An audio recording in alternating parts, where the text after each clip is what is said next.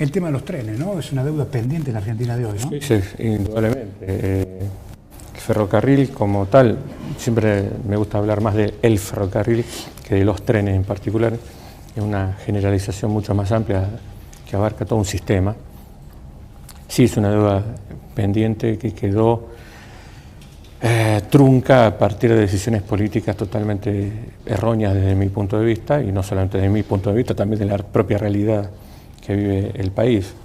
Es fundamental trabajar en sentido diametralmente opuesto para poder reactivarlo, para poder modernizar el ferrocarril. A ver, como una frase muy corta, muy breve, siempre digo que nosotros tuvimos un ferrocarril que llegó hasta el año 89, 90, con un sistema de la década del 50, con algunas burbujas de desarrollo tecnológico más actuales para aquella época, década del 70, 80, más que nada en Buenos Aires, con electrificación de algunos servicios urbanos en Buenos Aires. El resto del país, sistema ferroviario de la década del 50. Pero estamos ahora en 2019, 2020 ya prácticamente, y yo creo que tenemos que trabajar para un ferrocarril de la década del 50, del 2050. Entiendo. Del 2050.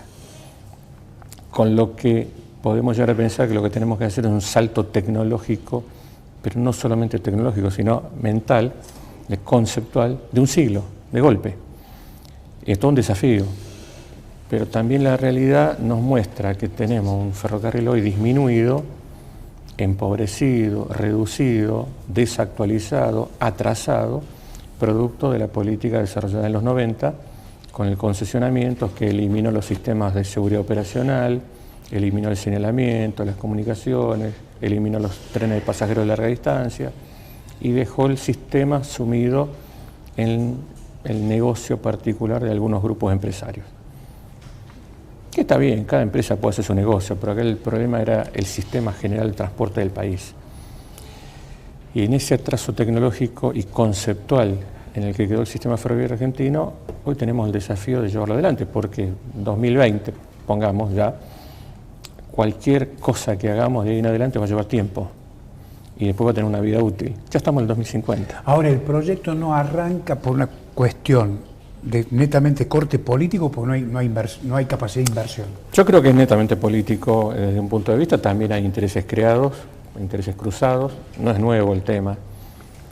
Si nos remontamos a la cuestión, tenemos que ir a fines de los años 50 más o menos, justamente menciono la década del 50, sí, donde se instala en la Argentina lo que algunos autores llaman la cultura del petróleo y del automóvil, cultura petromovilera.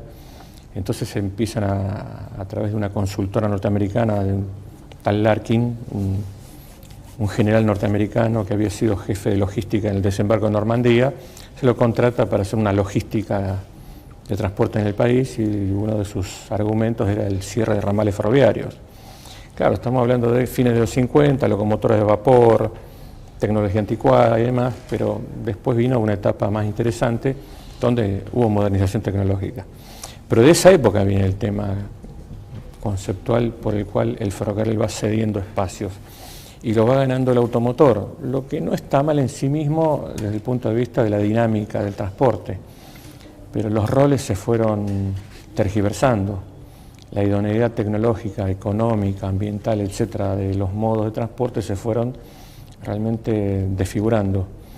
Hoy es inconcebible que un camión haga 1.500 o 2.000 kilómetros con carga, cuando esa carga es netamente ferroviaria en términos de distancia, pero también de masividad.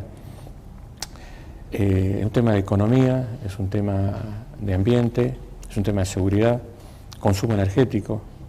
Entonces hay una pérdida de racionalidad en el sistema de transporte argentino. Ahora, el ferrocarril tiene que volver a cumplir el rol que le corresponde en ese sentido. Entiendo. ¿Es posible que convivan todos los medios de comunicación? Sí, claro. ¿Juntos o no? Sí, claro. Sí, perfectamente. A ver, eso ocurre en todas partes del mundo. ¿Por qué no podría ocurrir en la Argentina? Por eso le pregunto, claro. Perfectamente. El tema es que como el sistema está distorsionado, los espacios vacíos los tiene que ocupar alguien. Siempre ocurre eso, en la naturaleza misma ocurre. Todo espacio vacío se ocupa. Y en el tema del transporte, al abandonarse el sistema ferroviario, obviamente la demanda de transporte la tiene que cubrir alguien. Eso en su generalidad se da, no siempre, de todas maneras, porque hay muchos lugares del país que quedaron sin transporte o un transporte muy caro, lo que trajo como consecuencia es la pérdida de actividad económica. Siempre pongo un ejemplo, no es el caso de Jujuy, pero pongo un ejemplo con el sur de la provincia de Mendoza, donde las 3 empresas metalúrgicas que operaban allí dejaron de operar, cerraron sus hornos y demás, cuando se quedaron sin ferrocarril y transporte económico. Después fue el camión con tarifas muchísimo más caras. No le cerró el negocio. Conclusión, pérdida de la fuente de trabajo, pérdida de la producción, etc. Eso también incide socialmente, culturalmente, ambientalmente y económicamente en el desarrollo económico del país. Entonces, el ferrocarril tiene que volver a cumplir su rol. Y el ferrocarril es ideal para lo que son transportes masivos. Y en largas distancias más todavía, pero no necesariamente, pueden ser también en cortas distancias en tanto sea masivo. Y el rol del camión, el rol del ómnibus, el rol del automóvil, generalmente es tomado más que nada para el transporte de cortas distancias o medias distancias, complementándose con el ferrocarril. El tema de la distorsión, no quiero sobreabundar, pero el tema de la distorsión también se da con el transporte naval, la navegación interior por el río Paraná, la navegación costera hasta la Patagonia. También se perdió eso en el país, es el transporte ideal y más económico. Entonces hoy todo se hace por camión. Van los caños sin costura, hacen 3.000 kilómetros hasta llegar a la Patagonia para llevar las zonas petroleras. Eso es carísimo, muy caro, muy caro. Entonces si el camión puede volver a hacer el rol que tenía, que es el tráfico corto, de media distancia, en rotación rápida, va a ser mucho más eficiente. Hoy un camión hace capaz que 4 viajes por mes. Muy poco. Entonces eso hace que sea muy caro. Si el camión hiciera rotaciones diarias o semanales más frecuentes, alimentando al ferrocarril, de pronto podría ser más conveniente. Y el camionero a la noche puede volver a dormir a su casa. No, ¿y esto cómo impactaría en la actividad económica? Impactaría positivamente, porque bajaría el costo del transporte en su conjunto. Hoy Argentina transporta con un 25-27% de incidencia sobre el precio de exportación, por ejemplo. La media internacional está entre el 5 y el 7, y estamos transportando 5 veces más caro. Hoy el transporte interno, desde el noroeste argentino hasta los puertos, es más caro que lo que cuesta transportar una tonelada de cereal de un puerto argentino hasta Shanghái. Ahora, ¿esto usted ha tenido oportunidad de conversar esta información? Sí, no solamente yo. Bueno, seguramente habrá otros, pero digo, claro. ¿Por qué la clase dirigente no reacciona? Es una pregunta que no estoy en condiciones de responder, ojalá lo supiera. Yo creo que hay algunos temas relativos a negociaciones, equilibrios políticos, equilibrios institucionales y demás. Tuvimos buena respuesta hace unos años atrás, en gobiernos anteriores, es justo decirlo. Elaboramos un plan a pedido del gobierno, en su momento, de Néstor Kirchner. Ese plan en partes se puso en práctica, algunas partes, no todo, plan de 30 puntos. Quizás 3 o 4 puntos se pusieron en práctica y después algunas otras cosas quedaron ahí esperando. Vamos a hablar algo de eso hoy. Durante el gobierno de Cristina Fernández de Kirchner también se hicieron algunas otras cosas, se crearon 2 empresas estatales ferroviarias nuevamente. ¿Se podía trabajar con Randazzo? Se pudo trabajar con Randazzo, justo es decir que Randazzo dinamizó mucho el sector. Él ya venía con una muy buena experiencia en interior, con el tema de los documentos, muy buena experiencia. El tema de la tarjeta SUBE fue muy importante, incluso a nivel internacional. La tarjeta SUBE, hasta donde tengo entendido, es la tarjeta prepaga para transporte urbano de pasajeros de mayor alcance a nivel mundial, por la escala que lleva, y ha sido objeto hasta de seminarios en el exterior. O sea, se la tomó como un ejemplo a nivel internacional, un tema muy interesante. Randazzo, cuando le tocó asumir el área de transporte, fue una decisión política de un momento determinado, muy particular. Él ve en el ferrocarril una punta muy importante, inclusive hasta para su carrera política, es justo decirlo. Y realmente lo dinamizó mucho. No tuvo buena respuesta de la industria argentina en ese momento, porque la industria argentina no estaba en condiciones. Podía desarrollar cosas en un tiempo mucho más largo que el que se requería. Y así Randazzo recurrió a los convenios preexistentes que ya se venían trabajando muchos años antes con China. y China dio muy buena respuesta en términos de velocidad, financiamiento y calidad. Justo decirlo, yo sospechaba de la calidad, pero me mordí la lengua, el material chino que ha venido es de muy buena calidad. Y hoy China sigue trabajando, la industria ferroviaria de China sigue trabajando en Argentina, y creo que lo que hay que hacer es volver a darle un impulso muy fuerte a la industria ferroviaria en Argentina, que ha sido de gran calidad. Pensemos que en la década 65-75 la industria ferroviaria en la Argentina representó el 10% del Producto Bruto Interno, muy importante. Prácticamente todo el material rodante de cargas que hasta el día de hoy circula en la Argentina, casi todo ha sido industria argentina, de muy buena calidad, muy sólido, muy fuerte, material muy fuerte. Casi todo lo que eran trenes de larga distancia, a partir de fines de los 60 en adelante, hasta llegar a los 90, ha sido de industria argentina también. Supongamos que llegue la decisión política de recuperar. Sí. Ahora, ¿cuánto tiempo va a demandar para que se normalice el tema? Y esa es una pregunta difícil de responder, porque va a depender, por un lado, de la decisión política, por otro lado, del financiamiento, a ver hasta cuánto se quiere invertir. Eso va a dar una noción también del tiempo a emplear. Si vamos a tener más inversión, podemos hacer las cosas más rápido. Pero hay que elegir el modelo de gestión que se quiere llevar adelante para el sistema ferroviario argentino y por ende la tecnología a aplicar. Con esos 4 elementos podemos desarrollar un buen plan.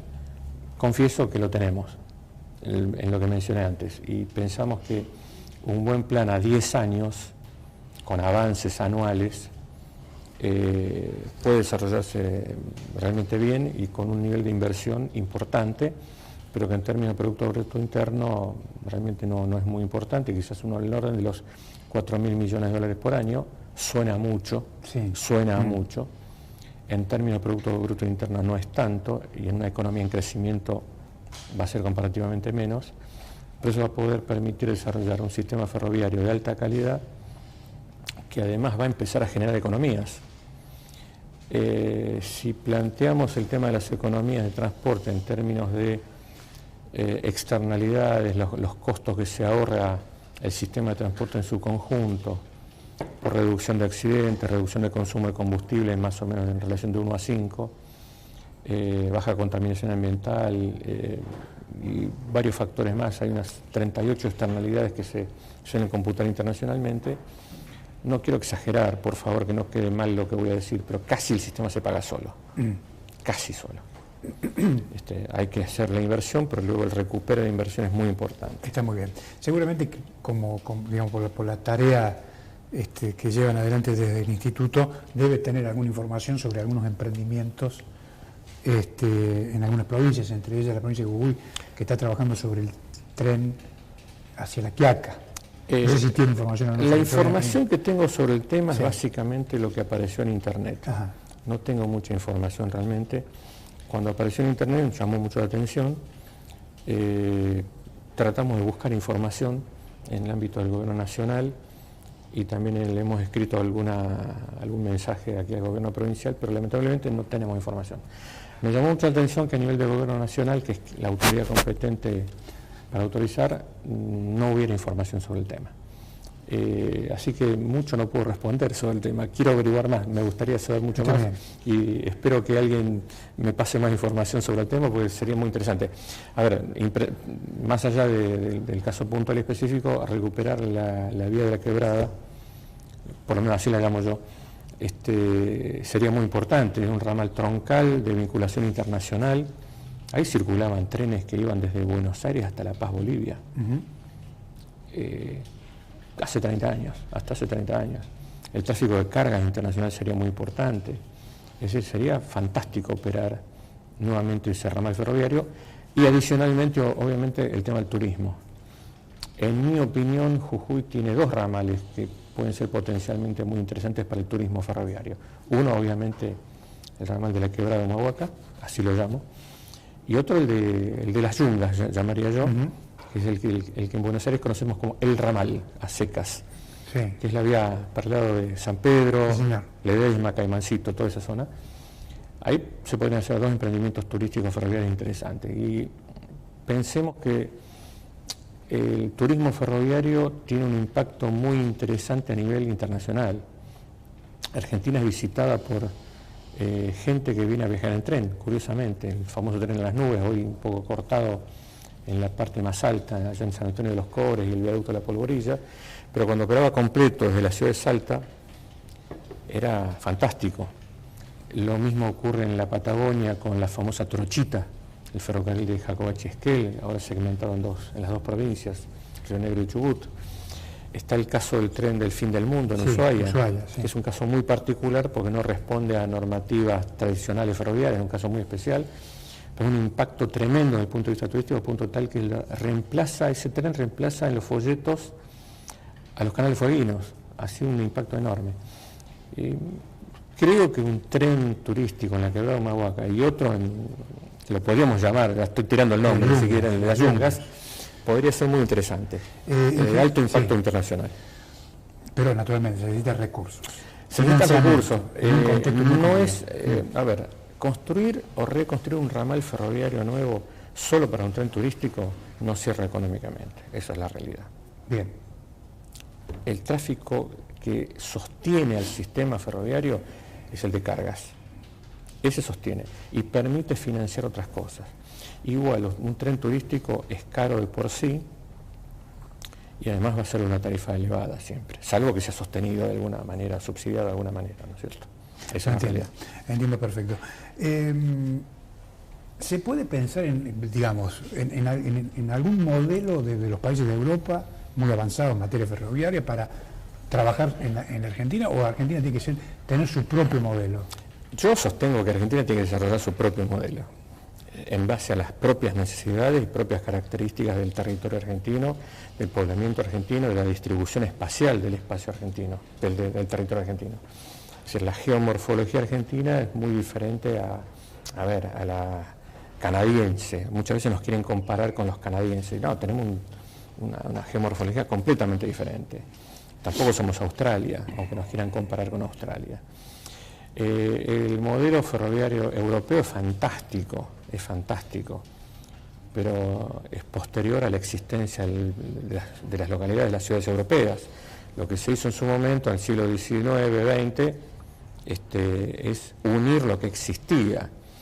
En el caso del continente americano, los ferrocarriles han cumplido un rol completamente diferente, fueron generadores de espacios, conquistaron espacios, esa es toda otra discusión que podemos tener ya desde otro orden, y fueron generadores de pueblos y ciudades.